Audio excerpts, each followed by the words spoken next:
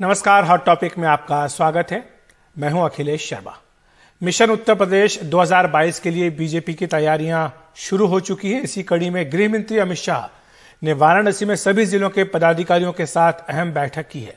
इस बैठक में मुख्यमंत्री, उप मुख्यमंत्री और तमाम चुनाव प्रभारी भी शामिल हुए हैं। वाराणसी के ट्रेड फैसिलिटेटेड सेंटर के हाल में बैठे बीजेपी के इन पदाधिकारियों के कंधे पर 2022 में होने वाले चुनाव की बड़ी जिम्मेदारी है।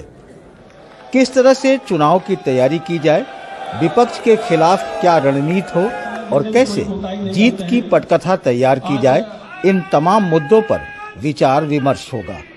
संगठनात्मक बैठक है और संगठनात्मक बैठक जब होती है तो उस बैठक में सब प्रकार के चर्चे होते हैं, चिंतन होता है और 2022 के विजय का महामंत्र होता है। हालांकि बीजेपी के लिए 2022 का चुनाव आसान नहीं माना जा रहा है। राह में कई रोड़े हैं, जिसमें सबसे बड़ी चुनौती है किसान आंदोलन। लखीमपुर की घटना के बाद यह मुश्किल और बढ़ गई है।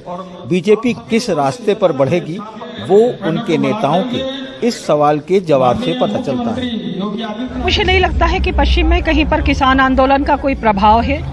जो किसान आंदोलन हो रहे हैं वो किन मुद्दों पे हो रहे हैं, आप भी इस बात को बहुत स्पष्टता से देश की जनता ने देखा है। इस पर राजनीति हो रही है। राजनीति छोड़कर अगर किसानों के मुद्दे पर बात करने के लिए सरकार हमेशा तैयार रही है। मुझे ऐसा लगता है कि आने वाले समय में ये विषय और भी लोगों के बीच में स्पष्ट होगा।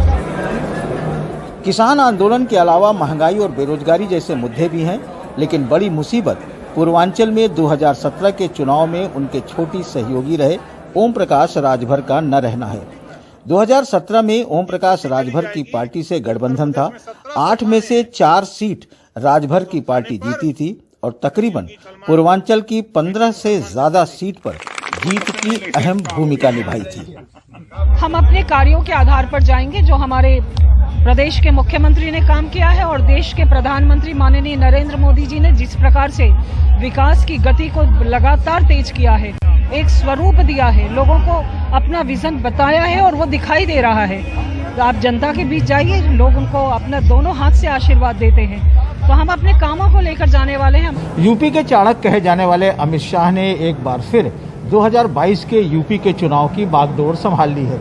ये बैठक भी उन्हीं की रणनीति का एक हिस्सा है। अब इस बैठक के मंथन से क्या निकलता है और यूपी के चुनाव की राह किस तरह तय की जाती है, ये देखने वाली बात होगी। वाराणसी से आलोक पांडे और विनीत वर्मा के साथ अजय सिंह, एनडीटीवी इंडिया। उत्तर प्रदेश में अखिलेश सरकार में मंत्री रहे गायत्री प्रजापति को गैंगरेप केस में उम्र कैद की सजा सुनाई गई है। गायत्री प्रजापति के 2 साथियों आशीष शुक्ला और अशोक तिवारी को भी आजीवन कारावास की सजा सुनाई गई है। तीनों पर 2-2 लाख रुपए का जुर्माना भी लगाया गया है। नौकरी दिलाने के नाम पर चित्रकूट की एक महिला से सामूहिक बलात्कार और नाबालिग बेटी से बलात्कार की कोशिश में तीनों को दोषी करार दिया गया था।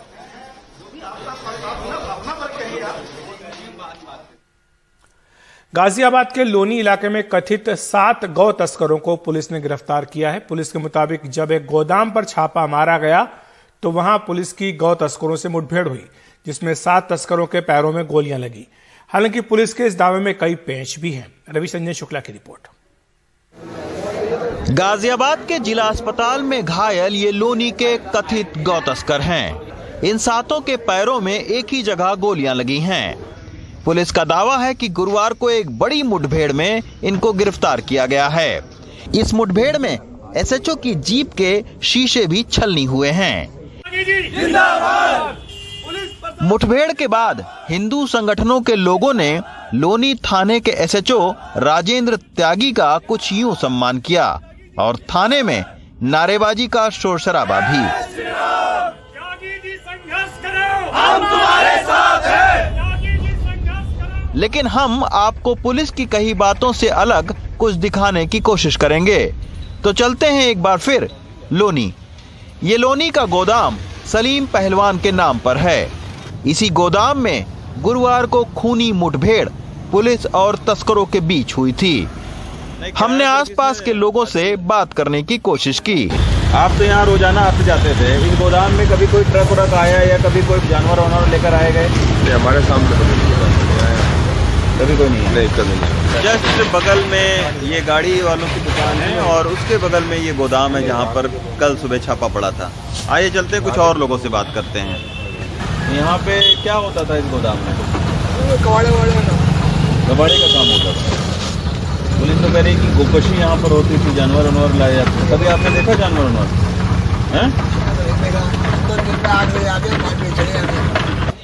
दरअसल ये गोदाम सलीम पहलवान ने साल भर पहले किराए पर दिया था, लेकिन कुछ दिन बाद सलीम पहलवान के बेटे आदिल ने पुलिस को सूचना दी कि जिन लोगों को उसने किराए पर दिया है वो कथित तौर पर गोकशी कर रहे हैं।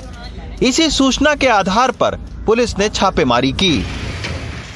हम अब सलीम पहलवान के घर पहुंचे, लेकिन यहाँ ना तो हमें सलीम और ना ही उनके बेटे आदिल मिले।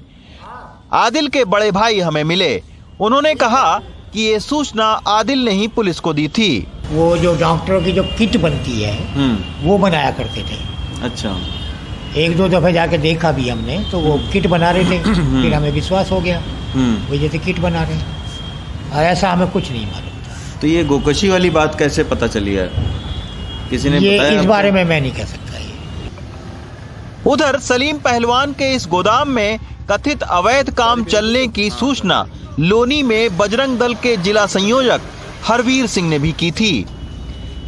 हालांकि अब हरवीर सिंह नाराज हैं। उनका दावा है कि पुलिस सलीम के बेटे आदिल को बचा रही है।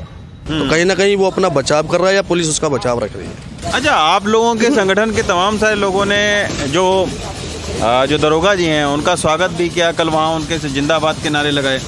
देखिए, लोनी के अंदर गोकशी घटनाएं आम तौर पर चलती रही हैं, लेकिन ऐसा पहली बार हुआ है कि कभी इस प्रकरण में इतनी बड़ी कार्रवाई उनके द्वारा की गई।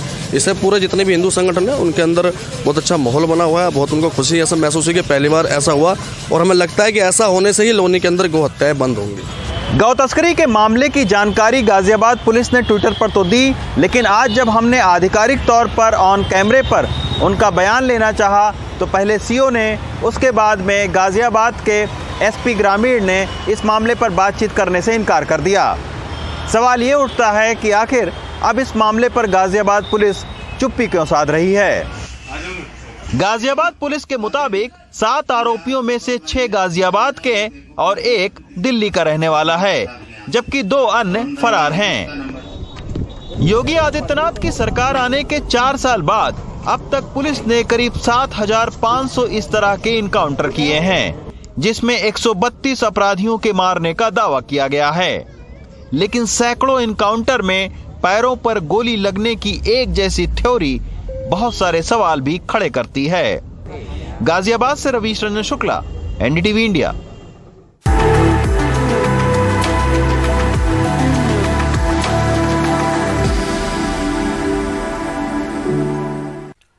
गुरुग्राम में शुक्रवार को खुले में होने वाली नमाज को लेकर विवाद खत्म होने का नाम नहीं ले रहा है। पिछले शुक्रवार नमाज पढ़ने वाले स्थान पर हिंदू संगठनों ने गोवर्धन पूजा की थी। वहीं इस पर शुक्रवार को हिंदू संगठन नमाज वाले स्थान पर वॉलीबॉल कोर्ट बनाने की मांग को लेकर बैठे रहे। हमारे सहयोगी सौरभ शुक्ला की रिपोर्ट। पिछले कई महीनों से सेक्टर 12 की इस जगह पर जुमे की नमाज होती थी, पर अब यहां हिंदू संगठनों ने उपले फैला रखे हैं। पिछले शुक्रवार हिंदू संगठनों ने कपिल मिश्रा और दूसरे कुछ कट्टर हिंदू संगठनों को बुलाकर नमाज से ठीक पहले यहां गोवर्धन पूजा शुरू कर दी थी, जिसका गोबर अब तक हटने नहीं दिया है। शुक्रवार को नमाज से ठीक पहले हिंदू संगठनों के लोग नमाज पढ़ने वाली जगह पर कुर्सी लगाकर मूंगफली खाते नजर आए। इनका कहना है यहाँ वो किसी भी हालत में नमाज नहीं पढ़ने देंगे, बल्कि अब वो इस मैदान में वॉलीबॉल कोर्ट बनाने जा रहे हैं।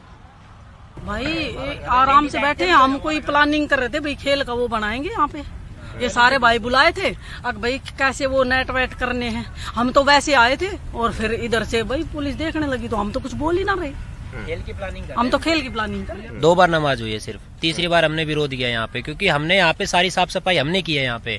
अब हम यहाँ पे अपना नेट लगाएंगे कल और यहाँ पे वॉलीबॉल ग्राउंड बनाएंगे इसको। हाँ जी, तो यहाँ वॉलीबॉल ग्राउंड हाँ जी यहाँ पे बनाएंगे। और अब हम सारे ना उसी चीज की प्लानिंग कर रहे हैं। अब कैसे बनाना है, लाइट का क्या प्रबंध करेंगे, कैसे क्या होगा, तो हम यहाँ पे नमाज नहीं होने देंगे। हम अपना क्या प्ले ग्राउंड बना रहे हैं और उसी चीज की प्लानिंग हम सारे बैठे हुए हैं। खुले में नहीं होने देंगे, ये हमारी मतलब पक्की सोच है।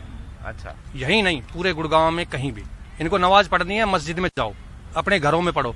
हम नमाज का विरोध नहीं कर रहे इनका, हम अपनी जगह में खुले में जो नमाज कर रहे हैं उसका विरोध कर रहे हैं। मुस्लिम संगठनों ने माहौल खराब होते देख शुक्रवार को सेक्टर 12A में नमाज न पढ़ने का फैसला लिया। हमने अपने सभी मुसलमान भाइयों से कहा है कि हमें सेक्टर 12 जब तक हमारे बीच में बैठ कर कोई डिसाइड ना हो जाए, हम यहाँ का माहौल खराब नहीं चाहते कि गुड़गांव का माहौल खराब हो, इसलिए हमारी आपस में बैठ के सहमति होगी, बैठ के बात करेंगे, उसके बाद कोई डिसीजन लेंगे।